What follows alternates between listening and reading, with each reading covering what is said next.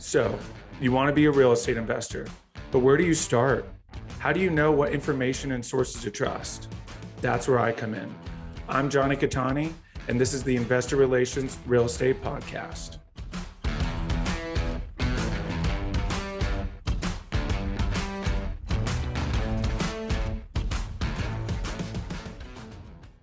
Hey guys, real quick, before we start, go to investwithcattani.com and download my free ebook, Is Commercial Real Estate Recession Proof? Now to today's show. What's up, guys, and welcome to another episode of the Investor Relations Real Estate Podcast. I'm your host, Jonny Cattani, and I'm joined today by Bethany Babcock. Bethany has worked in property management, leasing, and investment sales for over 15 years. Bethany founded Foresite Real Estate in 2014. In 2018, she was named by the San Antonio Business Journal as one of the 40 under 40.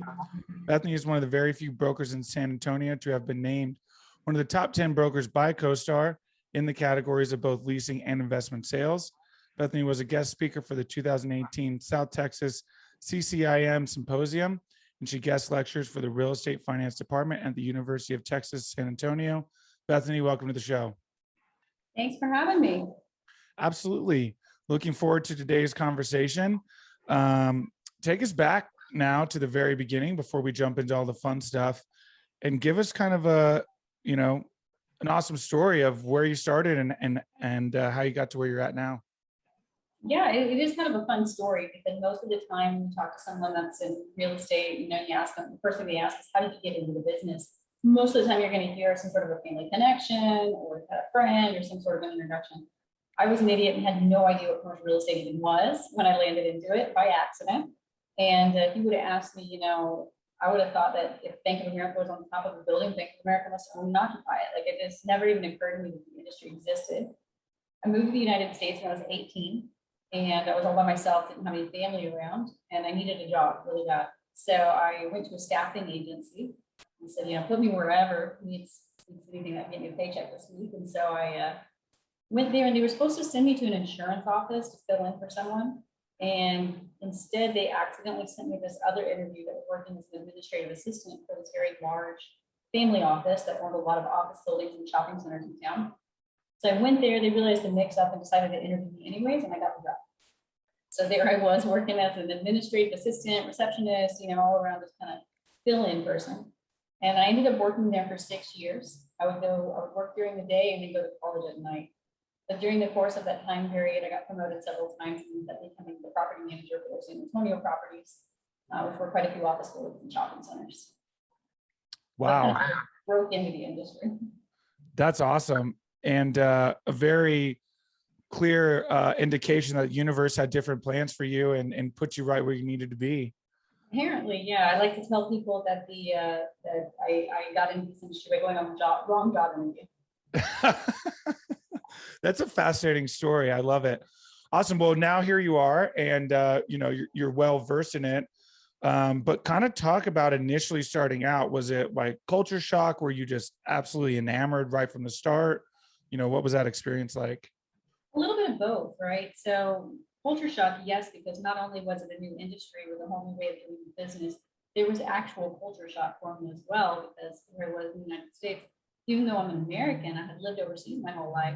So here I was trying to fit in a country that supposedly I was from and trying to figure things out. And I understood zero pop culture references and learned very quickly that in the United States, we are obsessed with pop culture.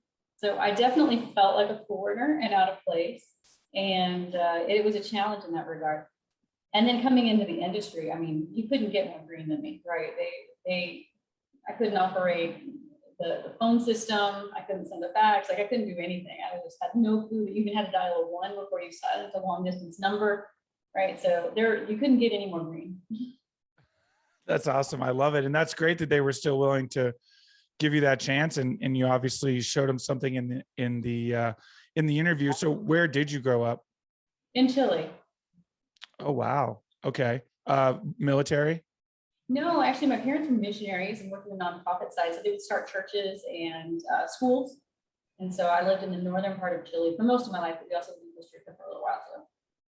Very cool. Okay, awesome. So that allows you kind of a different perspective as well. But certainly, yeah. A bit of a learning curve, even on the basics. Yeah, no joke, especially coming from a ministry family and then moving into the business world. It was a lot, there was nothing that was coming over and translating at first.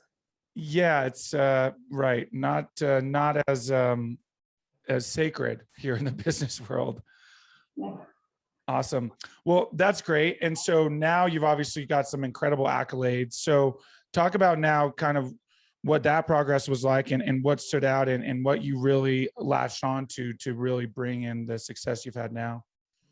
Yeah, a couple of big defining moments that really helped. I remember at one point, very early in the career, when I was still working at the family office, still in college at night, knew nothing, but thought I did, right? There was definitely some overconfidence there, to say the least.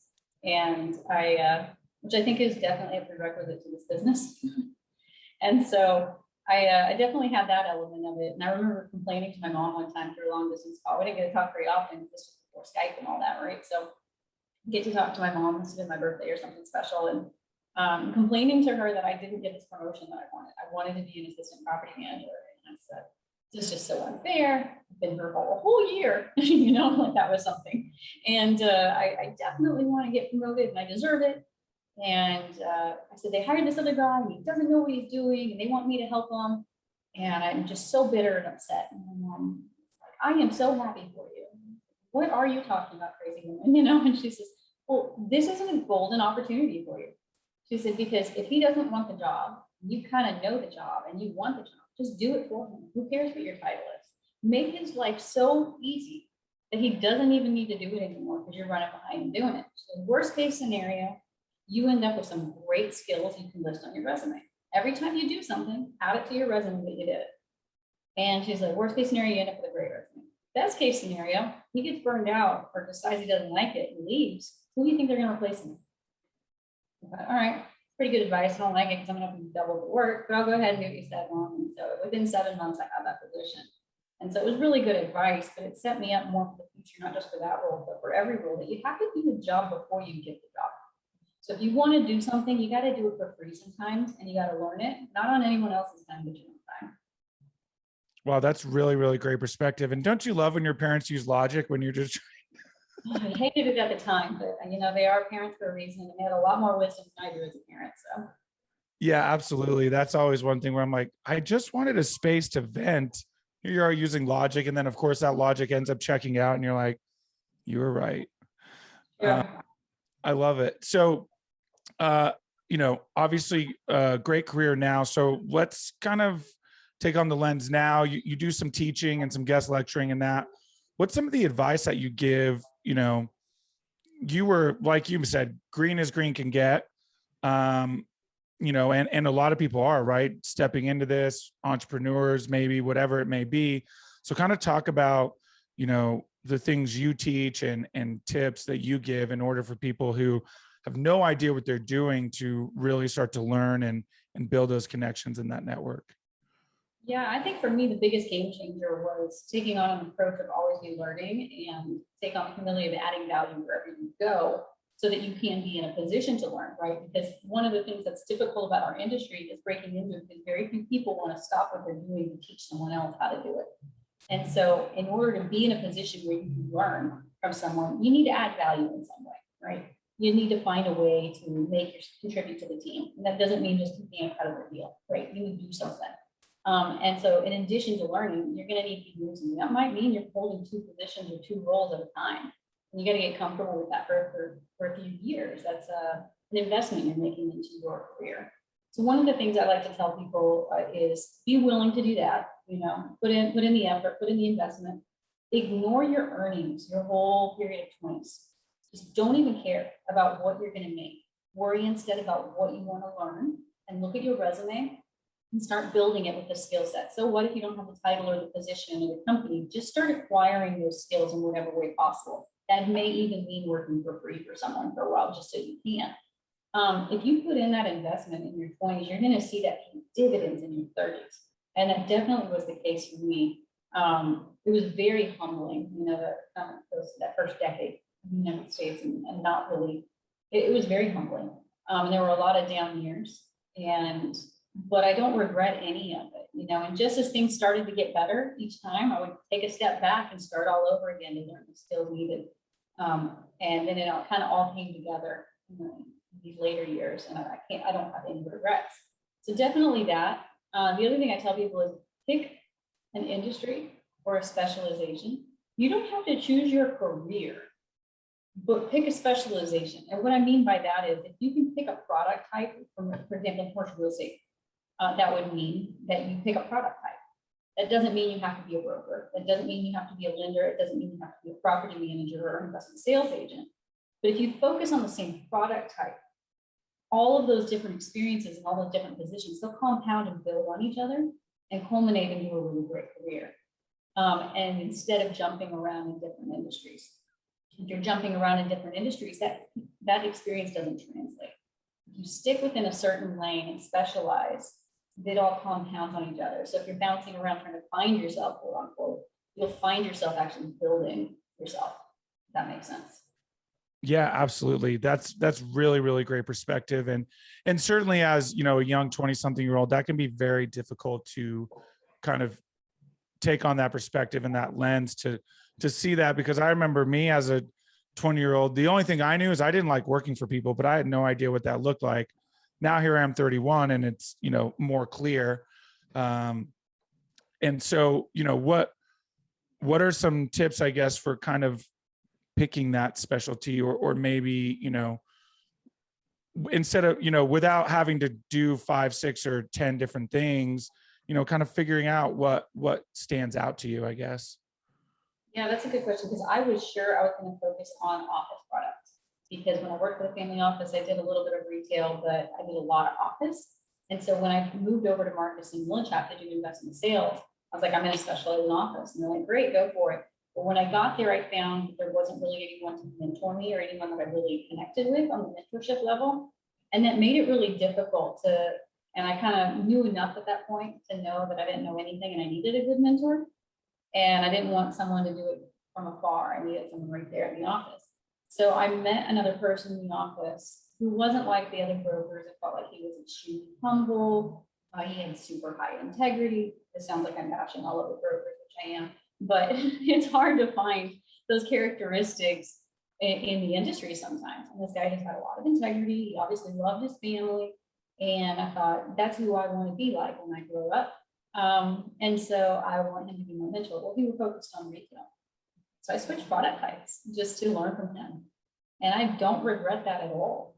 So I moved into retail and didn't look back, because I was learning so much from him. I could never walk away from that. I knew I wouldn't get that anywhere else. So I kind of chose the path of least resistance based on where I could find a mentor, and then we could push and work as part of a mentor. And I think that if you can do that, if you are looking and evaluating different product types or different specialties, and you have someone willing to invest into you, go that way. Wow, that is really, really great insight.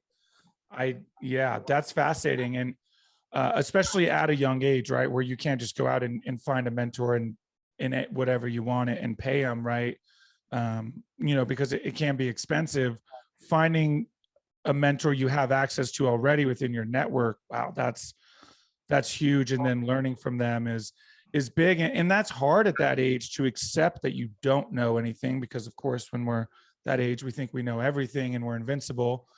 And so you don't want to accept that you know something, but it's so important to take that step back and just become a student. I mean, you should always be a student, but really be, even like you said, be ready to work for someone for free.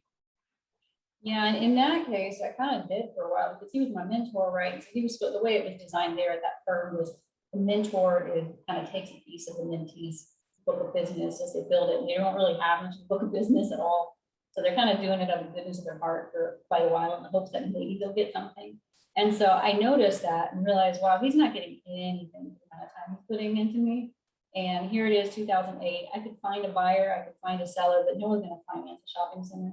So we are all just hoping to just make it to the next deal. And I was like, I got to find ways to add value. So I pretty much, one of the things I noticed he hated doing was preparing presentations and doing anything like aerials or photography. I started watching tutorials on photography. Like, if he has to pay a photographer, I'm going to be a photographer. And I started becoming a photographer. I'm going to figure it out how to take pictures of buildings for him.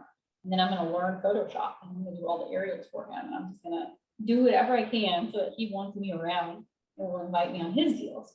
And that's exactly what happened. We were forming a team and worked together for about 5 years there at Marcus and Millichap. Wow, that's awesome. And that's very observant of you. And that's definitely one, another piece of advice is be observant, right? Always be observing. Like you found what he didn't like to do, you learned it. And then that's your value that you were able to bring, which obviously, you know, kind of led to, like you said, a really awesome career over there. So what led to Foresite, and when did you decide it was up to you to kind of go out on your own and build your own team? That's kind of an interesting story too, because it was actually my mentor who suggested it. And there we were working then as business partners at Marcus and Millichap. And at that firm, they only did investment sales. They didn't do any leasing or management. So anytime someone would say, yeah, I'd be interested in selling, but I need to get a little bit of leasing done, or my property management folks and accounting are a mess, can you do the cleanup and fix it up for me if we're selling? And say, no, we can't do that here at this firm, but we'll recommend you to someone. So we were constantly referring business out, and the client would come back and frustrated and say that they didn't work out. They didn't work out. And we really didn't have anyone good to send them to that understood what it would take to get the property cleaned up and ready for market. So Chad, my mentor, suggested, why don't you start a management and leasing company? I can send you the business, you clean it up, and you send it back to me. And I thought, that sounds like a terrible idea, because I don't want to do property management and I don't want to be a leasing agent. I've earned my stripes in investment sales. And I was finally starting to make money, and I didn't, you know, I was married then, and I didn't want my husband to hate me from starting all over again. And it's like, oh, come on. And so it's been about 2 years of us going back and forth, and just being like, absolutely not. There's no way. And you know, he kept pushing, and then I ended up having a little baby boy, and then my mom got sick, and they ended up having to move in with us, coming from overseas, and taking care of her. My whole world got turned upside down. And I remember he told me one time, he goes, you know, as you're having a baby, you don't really expect much right now. They all kind of view you as kind of going on maternity leave. He goes, wouldn't that be a great time to start something when no one's watching you? And something about that kind of took the pressure off. And I realized, okay, no one's watching. If I fail, no one saw it, I'm going to do it. And so I told him, okay. And foolishly, I thought, you know, starting my own business would give me more free time, which is comical in retrospect. But nonetheless, I started, and I left with one client. And one client said, hey, do you have any plans to do this? And so, you know what, you can be my first one. We started with one property, and it was generating $500 a month in property management fees. So not exactly a great start. I remember telling him, if I'm going to do this, I need 2 things. One is I'm going to have to figure out daycare, because that is stinking expensive, and my income just went to $0. And 2 is I need office space, because I can't do this from home. And so he's like, all right, what's your budget for office space? I was like, obviously free. And obviously I'm going to need somebody to take care of this kiddo, and I don't want to change his school, because I love the daycare now. So oddly enough, that same week, my kid's daycare called me and said, hey, we're trying to get this other location, Lisa, can you help us? And so I don't do leasing, but I'm happy to advise you. So I kind of advise them, help them get the deal done. They said, thanks, how can we repay you? I said, well, I can't get a commission off of it the way the firm I work for doesn't do leasing. Don't worry about it, you're my kid's school, I'm happy to help you. And they said, no, we really want to help you. How about a year's worth of free daycare? Now, if you have kids, you understand that that is not a small amount of money, and this was not a cheap school. And so I told Chad that, and he goes, what was the other thing you needed? And I said, well, I think it was an office space, to find you an office space. So we went and talked to a few clients and told them what we were thinking, and a client offered me free office space for a year and let me stay in a very nice office just down the street from my son's daycare. And I got to work there for free for a year. So there was, at that point, no denying I had to start it. Wow, that's incredible. I really, really resonate with your story, because a lot of things, despite your, you know, naivety and maybe even ignorance at some points, the universe is like, no, this is happening. And you're like, okay, fine, it's happening. And I resonate with that a lot, because mine is similar, right? Like so many things in hindsight went wrong so that I could be in the right place. And you don't see it at the time, right? You feel stress and struggle, and then everything just falls into place like it's supposed to. Isn't that fascinating? It is. I definitely agree with that because as much as everyone looks at the successes, those successes were built on failures that could have either took me back or put me in a different direction. So I view it as divine intervention, that here, this is going to happen and it's not great, but you're going to be really grateful later. And so sometimes you just got to take it and roll with it. And then I hate the word from 2020, but you got to pivot, the overused word. Absolutely. Yeah. It's, as entrepreneurs, it's so important to be nimble and pivot and kind of take things as they come, because you are going to take those lumps, of course, with social media, especially, you see people on, flying all over and doing all these things and it looks all great, but what you don't see are those struggles. And so it's important to talk about those and highlight those, because like you said, that's where we're really learning. So now you guys are obviously, beyond all of that now, and you've built it up. So talk about what Foresite does and how you've been able to build such a strong company. Yeah, so Foresite, started in 2014, and about 3-4 years into it, it got to the point where we were getting a lot of applications from people that wanted to do investment sales and different agents who wanted to join us. And I had to be like, no, we don't do that. I send them over to my business partner who's still working at Marcus Chat. And they would be like, no, I really like him, but I really like the company where you're at. And so I ended up convincing Chad. Now it was my turn to convince him to leave. And he came over and joined the company that he basically started too, it was his idea. So he came over and a lot of his team followed him. So suddenly we became not just a management and leasing company, but an investment sales firm as well. So we had 3 really strong divisions right off the bat, and right off the bat 4 years, right? But the company has really grown since then. So now we manage over 50 properties, 2 million square feet here in San Antonio. We lease about 70 properties, and the investment sales team is transacted in 13 states. They're a very, very active investment sales team. And we have about 20 people on our team now. And I don't really see us slowing down at this point. It's just a matter of we grow at the rate that we can find the right people. And so we're just trying to do that in a responsible way and be able to identify talent. So it's been quite the journey and exciting. But really what gets us mostly excited right now in my passion project is we came to the conclusion probably about, 3 years ago, 4 years ago, I was really struggling and staying on top of things for work. And it was very hard for me to look at growth, because anytime someone would mention a new project, a new person, it just felt like such a burden, and it wasn't exciting, and it was exhausting, because I was afraid of letting people down and dropping some of the tasks. And so I started working on our own internal training program. So I can't train new agents on myself, and I can't ask senior agents to do it. Let's take away from their business. So here we are in the same problem that everyone's been in for a billion years in this industry. So I started writing down everything from how to draft an LOI, how to prepare to a client meeting, how to negotiate a lease, how to deal with, when a client brings up indemnity costs, how to explain that, all these different things. And it ended up with a pretty robust training program of everything documented. And I called it my hit by the bus scenario. If I get hit by a bus, can things keep going? And we ended up with this great program, and it worked really well for us. We were a tiny office with pretty great curriculum, in my opinion, bragging on us, but I thought it was pretty good. Can't find that stuff anywhere. So 2020 rolls around, and I noticed on LinkedIn a bunch of students were losing their internships in March, and they were saying they couldn't graduate because that's the last piece they needed to get their diploma in May. I thought, that would really suck. And so I posted on LinkedIn kind of impulsively, hey, anyone that's losing their internship and can't graduate, I'm going to open up my training program, and I'll run through the classes online with y'all, and I'll have to sign off on your internship hours. And that was really well received really fast. And so we ended up doing 2 back-to-back classes, 6 weeks each at the time.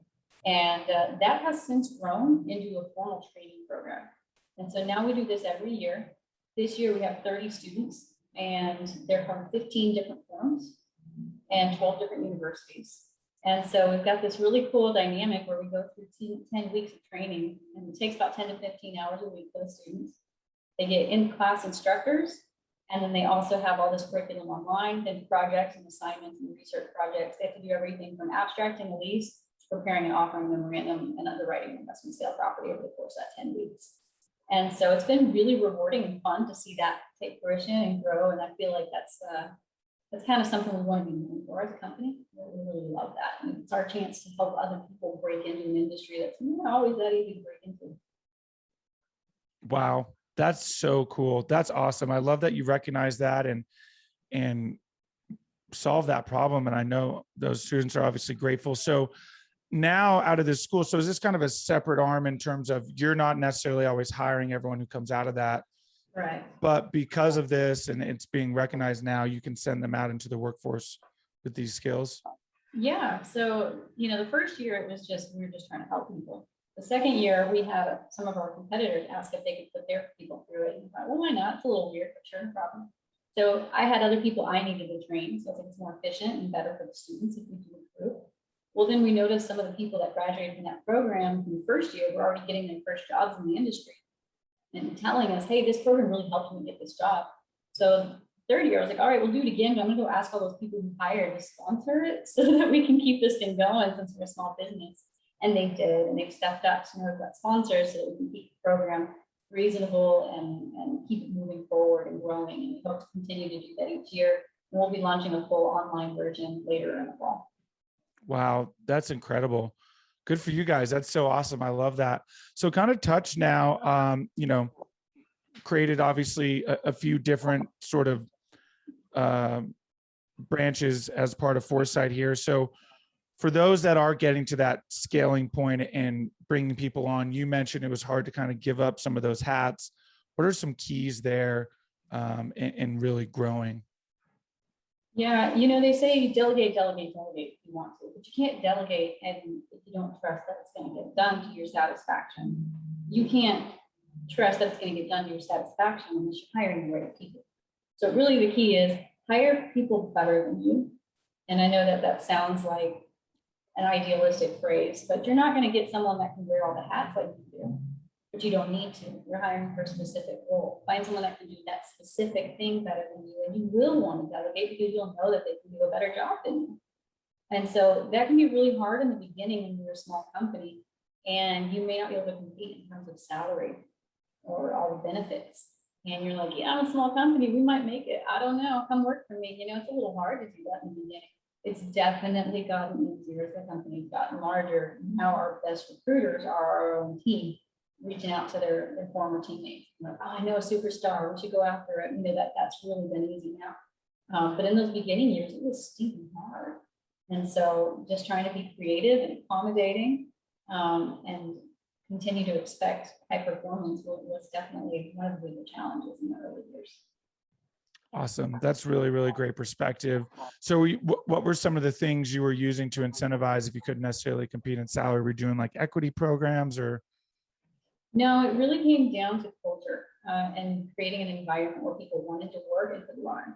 So a lot of the other firms had been kind of very, different. Everybody likes different styles, and I knew they weren't all going to be the right fit, but I could create something that was a little bit more casual, more laid back, but really, really serious about our work. So we joke that we take our work seriously, but not ourselves. So this is kind of a place to come. If you can tease yourself and don't mind being teased, you might fit in and enjoy working here. If not, you're probably not going to like it very much because we will do some April Fool's jokes and we will enjoy ourselves a little bit. And so just that environment of being around each other and making sure that we all enjoy where we work and supporting each other created a unique culture where we have each other's back and we will do anything for the client and put them first. And so once you have a couple people like that, they tend to attract other people like that. Wow, that's so powerful. What a concept that people will work for a little bit less money if they actually enjoy going to work and the culture that they're surrounded by. Who would have thought? Well, one of the key things that's very difficult in creating that culture is that when you have someone that doesn't fit that culture, you make sure that you invite them and encourage them to look for another opportunity as quickly as possible, because it will kill what you already have. And high performers don't want to work around low performers, and you'll lose your high performers really quickly. So that was a difficult lesson for me to learn, and I wish I would have learned it earlier, because it's incredible what it does to drag down your team if you are neglectful in encouraging them to move on. Interesting. That's a fascinating perspective. And, certainly lends to, you're only as strong as your weakest link, as they say. So really, really awesome perspective there. Awesome. Well, that brings us to the final 5. I got 5 questions I asked all of my guests. First question, best advice you've gotten from a mentor? That's a good question. I would say always look at the long term. Play the long game. Awesome. That's huge. What is it about your career that makes you feel like you're fulfilling your why? Oh, that's a good question. When I see people succeed, when I see people happy in what they're doing and enjoying where they work, we spend so much of our day at work. So if I can see someone enjoying their work and encouraging themselves to be better as a person and as a professional, and that just is so rewarding. Gosh, yeah, that's so awesome. I love that. Favorite non-real estate or investment related book? Probably Bible, full of rich advice. Nice. If you could have any superpower, what would it be? I feel like these are questions my eight-year-old asks me every day on his way to work. What superhero do you want to be today, Mom? No, as far as superpower, boy, I did get asked that one just this morning by him. I told him I wanted to fly. But that's only because he rejected my first choice, which was super intelligence, and he corrected me that was not a superpower. Oh, that's awesome. I love that. You gotta love kids, man. They're just so honest. They are. That's great. Awesome. And last one, what's the best way for people to go get a hold of you and learn more if they want? Probably LinkedIn. Yeah, just search me on LinkedIn. It's my first and last name.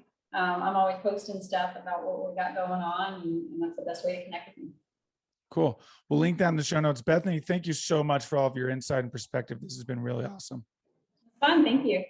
Absolutely. Hey guys, thank you so much for watching today's episode. I hope you really enjoyed it. Listen, I know it's cliche and you hear it all the time, but please don't forget to like and subscribe to the channel so you know when the next video is coming out. Even though this is technically a daily podcast, you know it's coming out the next day. We have a ton of content coming your way. So please like and subscribe. It helps a ton. Leave comments. Would love to know what you guys think. And we will see you on the next one. Thanks so much.